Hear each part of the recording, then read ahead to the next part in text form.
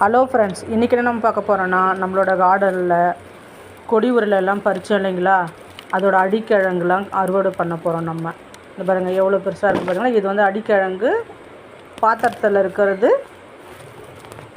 கொடியில் இருக்கிற கிழங்குங்க. நம்ம இன்றைக்கி வந்து கொடிக்கிழங்கு அறுவடை பண்ணிக்கலாம். நெக்ஸ்ட்டு பார்த்திங்கனாக்கா வெத்தலை வள்ளி கிழங்குங்க. எங்கள் ஊர் சைடு அப்படி தான் சொல்லுவாங்க. வெத்தவள்ளி கிழங்குன்னு சொல்லுவாங்க, பூதவள்ளி கிழங்குன்னு சொல்லுவாங்க. அதையும் நம்ம ஹார்வெஸ்ட் பண்ண போகிறோம். இதுவும் ரெண்டாவது கொடியில் இந்த கொடி உருளைங்க. எவ்வளோ பெருசு இருக்குது பார்த்தீங்களா. கொடியிலையும் காய் காய்க்கும், நிறைய காய் காய்க்குங்க. மண்ணுலேயும் காய் இருக்கிறது வந்து பெருசாக இருக்குங்க. 1 கிலோ அளவு வரைக்கும் இருக்கும். இது பாருங்கள், இந்த கொடி மட்டும் பச்சையாகவே இருக்குது பார்த்தீங்களா. இது வந்து இதுவும் கொடி உருளை தான். இந்த ஒரு கொடி மட்டும் பச்சையாக இருக்குது. நல்ல மண் நம்ம மண் உரம் எல்லாம் சேர்த்து வச்சோம்னாக்கா நல்லா பெருசாக வருங்க கிழங்கு. நோண்ட முடியாமல் நோண்டிகிட்டு இருக்கேன் பாருங்கள். கடபாரை வச்சு நோண்டுறேங்க. நான் என்னால் நோண்டவே முடியலைங்க. கஷ்டப்பட்டு தான் நோண்டிகிட்ருக்குறேன். என் கூட வந்து பசங்களாம் ஹெல்ப் பண்ணுறாங்க. உங்கள் வீட்லேயும் பசங்களாம் இருந்தாங்கனாக்கா இதே மாதிரி சின்ன சின்ன வேலை நம்ம செய்கிறப்போ பசங்களையும் ஹெல்ப்புக்கு வச்சுக்கோங்க. அவங்களும் நிறைய கற்றுக்குவாங்க. இது என்ன கிழங்கு, இது என்ன, எதுக்கு யூஸ் பண்ணுறதெல்லாம் பசங்க வந்து தெரிஞ்சுக்குவாங்க. இது பாருங்கள், பச்சையாகவே இருக்குது, காஞ்சிச்சானா. நெக்ஸ்ட்டு பார்த்திங்கன்னா நம்மளோட வெத்தலை வள்ளி கிழங்குங்க. வெத்தலை வள்ளி கிழங்குன்னு சொல்லுவாங்க, ராசவள்ளி கிழங்குன்னு சொல்லுவாங்க. இது வந்து 2 தாங்க. அம்மா வீட்டிலேருந்து சின்ன கிழங்கா கொடியிலேருந்து எடுத்துகிட்டு வந்ததுங்க கிழங்கு. அந்த சின்ன கிழங்கு வச்சு இப்போ பார்த்திங்கனாக்கா கொடியிலையும் வந்தது கிழங்கு, மண்ணுலேயும் நம்ம நோண்டுறோங்க. எவ்வளோ பெருசு இருக்குது பார்த்தீங்களா. இதாங்க நான் ஃபஸ்ட் டைம் இது வந்து இப்படி நோண்டுறது. எவ்வளோ பெருசாக இருக்குது பார்த்தீங்களா. இது எவ்வளோ ஆயம் போயிருக்குன்னு எனக்கு தெரியல. தெரிஞ்சால் கமெண்ட் பண்ணுங்கள் எவ்வளோ பெருசாக ஆகணும்னு. ஏன்னா எனக்கு தெரியாமல் தான் நான் இதை நோண்டுறேன். எவ்வளோ பெருசு இருக்குது பார்த்தீங்களா. கடகார வச்சு தாங்க நோண்டுறாங்க. ஆக்சுவலாக இது எனக்கு எப்படி நோண்டணும்னு எனக்கு தெரியாது. வந்துருச்சுங்க. இப்போ நம்ம என்ன பண்ணலாம், இதை எடுத்து பார்க்கலாங்க. எவ்வளோ பெருசு பார்த்தீங்களா. மண்ணெலாம் நோண்டிட்டு எவ்வளோ மண் நோண்டி இருக்கேன் பாருங்கள். நோண்டிட்டு இப்போ எடுக்கலாங்க. ரொம்ப ஆனால் கஷ்டப்பட்டேங்க. 1 hour கிட்ட ஆகிப்போச்சு.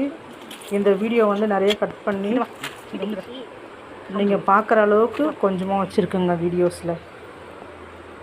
எவ்வளோ பெருசு பார்த்தீங்களா. சூப்பராகிடுச்சுங்க. நோண்டியாச்சுங்க. எவ்வளோ பெருசு இருக்குது பாருங்கள். ஆஹா, புட்டுட்டேங்க, தெரியாமல் புட்டுட்டேங்க. பார்த்தா இன்னும் கிழங்கு இருக்குது போலங்க உள்ளார. எவ்வளோ பெருசு இருக்குது பார்த்தீங்களா கிழங்கு. இது இப்படியே வைக்கக்கூடாதுங்க, நம்ம அலசிடலாம்.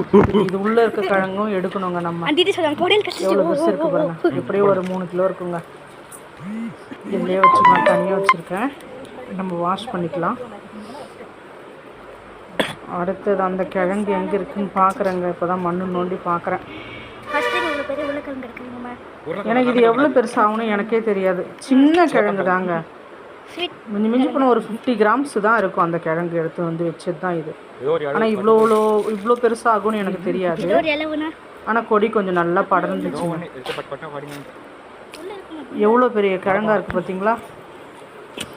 இப்போ அந்த கிழங்கு நோண்ட தெரியல எனக்கு. ஆனால் நிறைய வீடியோஸில் நான் பார்த்தேன். ஆக்சுவலாக தண்ணி விட்டுட்டு தாங்க எல்லாருமே நோண்டுறாங்க. 2 கிழங்குமே நல்ல பெரிய பெரிய கிழங்காக இருந்துச்சு நோண்டுறப்ப.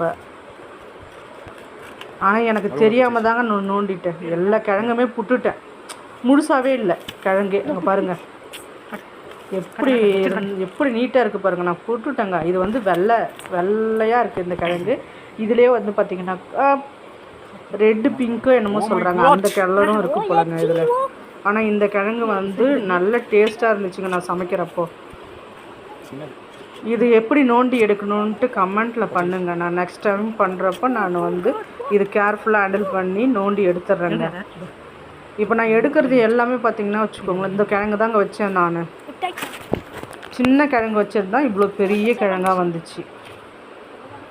இது பக்கத்துலேயே பார்த்திங்கனாக்கா பப்பாளி மரமும் முருங்கை மரமும் இருக்குங்க. அதோட வேரும் வந்திருக்கு இந்த பக்கம்.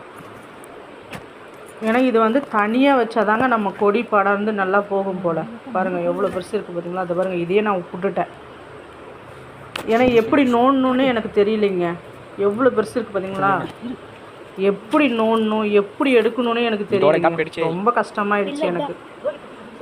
தெரிஞ்சால் நெக்ஸ்ட் டைம் வந்துட்டு இப்படி எடுங்கன்ட்டு எனக்கு கமெண்ட் பண்ணுங்க. ஏன்னா இதுதான் ஃபஸ்ட் டைம் நான் வந்துட்டு ஹார்வெஸ்ட் பண்ணுறேங்க. இது மாதிரி கிழங்கு போட்டு ஹார்வெஸ்ட் பண்ணுறேன். எவ்வளோ பெருசு பார்த்தீங்களா? எங்கள் சின்ன பையனே ரொம்ப ஷாக்கிங் ஆகிட்டார்.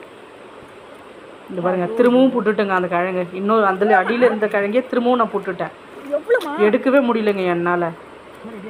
பாருங்கள், அடியில் வரைக்கும் இருக்குங்க. நான் 1 hour கிட்ட ஆயிடுச்சுங்க இது தோண்டி எடுக்கிறதுக்கு. பாருங்கள், உள்ளே போயிருக்கு. அப்போ எவ்வளோ பெரிய கிழங்கா இருக்கும் பாருங்கள். ஏன்னா இது எத்தனை கிலோ வரும்லாம் எனக்கு தெரியாது. ஆனால் அவ்வளோ பெரிய கிழங்கு தான் இருந்துச்சு.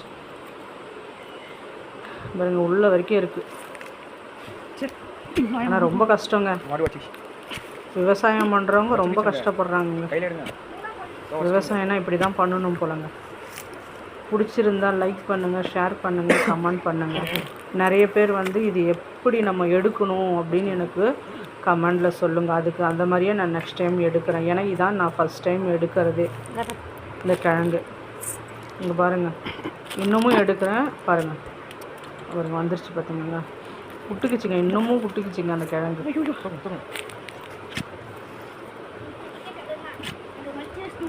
ஏன்னா ரொம்ப கஷ்டப்பட்டு மண்ணில் வச்சு நோண்டி எடுக்கிறதுன்றது ரொம்ப கஷ்டங்க. ஆனால் எல்லா கிழங்கையுமே புட்டுட்டேங்க. எனக்கு எப்படி எடுக்கிறதுனே தெரியலைங்க எனக்கு. இது பாருங்கள், இங்கேயும் 2 கிழங்கு இருக்குது பாருங்கள். ஒரு கிழங்கு தான் ஆக்சுவலாக. அந்த ஒரு கிழங்கே வந்து பார்த்தீங்கன்னாக்கா 4-5 பக்கமாக விரிஞ்சு போயிருக்கு போல். அது என்னென்னா எடுக்கிறப்ப எல்லாமே உடஞ்சிச்சு. எப்படி எடுக்கணும்னு எனக்கு தெரியவே தெரியல. அடியில் விட்டு தூக்கணும். ஏன்னா நெக்ஸ்ட் டைம் வைக்கிறப்ப எனக்கு கமெண்ட் பண்ணுங்கள். அதுக்கேற்ற மாதிரி நான் நெக்ஸ்ட் டைம் வந்துட்டு எப்படி நோண்டுறதுன்னு பார்த்துட்டு நான் பண்ணுறேங்க. அதை மாதிரி எடுக்கிறேன். ஏன்னா நீங்கள் ஐடியா கொடுக்குறப்ப எனக்கு இன்னும் கொஞ்சம் மோட்டிவேஷனாக இருக்கும். பிடிச்சிருந்தா லைக் பண்ணுங்கள். நிறைய பேர் பார்க்குறீங்க, சப்ஸ்கிரைப் பண்ணாமல் பார்க்குறீங்க. ஆனால் இது சமைக்கிறப்ப நல்ல டேஸ்ட்டுங்க. நல்ல மாவு மாதிரி இருக்குங்க. நம்ம உருளைக்கிழங்கெல்லாம் சாப்பிட்றோம். நம்மளோட பாரம்பரிய ரகமான இந்த வெத்தலை வள்ளிக்கிழங்கு சாப்பிட்டு பாருங்கள். ரசவள்ளிக்கிழங்கு நல்ல டேஸ்ட்டாக இருக்குங்க. அப்படியே மாவு மாதிரி இருக்குங்க. அவ்வளோ டேஸ்ட்டு. என் பசங்கள்லாம் வந்து விரும்பி சாப்பிட்டாங்க. இதோட தோல் மட்டும் லைட்டாக தாங்க இருந்துச்சு. தோலை எடுத்துட்டு ஸ்லைஸாக பண்ணி நம்ம கருணக்கிழங்கு ஃப்ரை பண்ணுறோம் இல்லைங்களா, தோசைக்கல்லில் மசாலா தடவி அதே மாதிரி ஃப்ரை பண்ணி பாருங்கள். இது கிடைக்கிறப்ப நீங்கள் யூஸ் பண்ணி பாருங்கள். நல்ல டேஸ்ட்டு. பசங்க நல்லா விரும்பி சாப்பிடுவாங்க. நல்ல ஹெல்த் பெனிஃபிட்டுங்க இதில். பாருங்க, இதையும் திரும்ப உடைச்சிட்டேன். எவ்வளோ ஃப்ரெஷ்ஷாக இருக்குது பார்த்தீங்களா? அடிக்கிழங்கு எல்லாத்தையும் உடச்சி வைக்கிறேங்க. இவ்வளோ கிழங்கு இருக்குது பார்த்தீங்களா? இது எல்லாமே இப்போ நம்ம வாஷ் பண்ணிக்கலாங்க. வாஷ் பண்ணிவிட்டு நம்ம வெயிட் போட்டு பார்க்கலாமா இது எவ்வளோ வந்திருக்குன்னு சொல்லிட்டு. ஏன்னா சின்ன ஸ்பேஸில் தாங்க வச்சாது. ஏன்னா அது கொடி போகிறதால நம்ம வந்துட்டு சரி ஒரு ஓரமாக வச்சுக்கலாம். எல்லா இடத்துலையுமே கொடி படர விட்டால் நம்ம வந்து செடி எதுவும் வைக்க முடியாதுன்றதால ஒரு ஓரமாக வச்சுக்கிட்டது தான். இது வந்து கொடி வந்து நல்லா நீட்டாக போயிடுச்சுங்க. பாருங்க, உள்ளே கூட இருக்குது. அதெல்லாம் எடுக்க முடியுமான்னு தெரியல. அதை விட்டுடலாம்.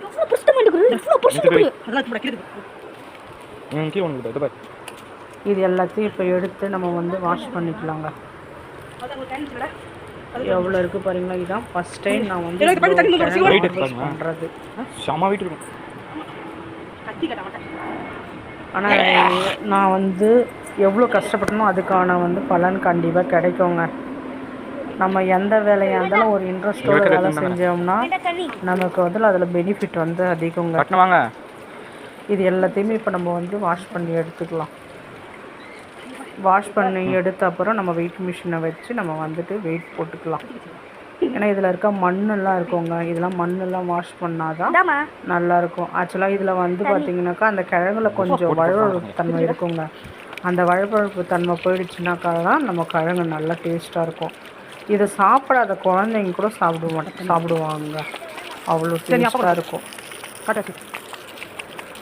ஏன்னா இதில் வந்துட்டு நெக்ஸ்ட் டைம் வைக்கிறதுக்கும் இதுலேருந்தே வந்து நம்ம வந்து இந்த கிழங்கு முனையிலே வந்து பார்த்தீங்கன்னாக்கா துளிர் வருங்க.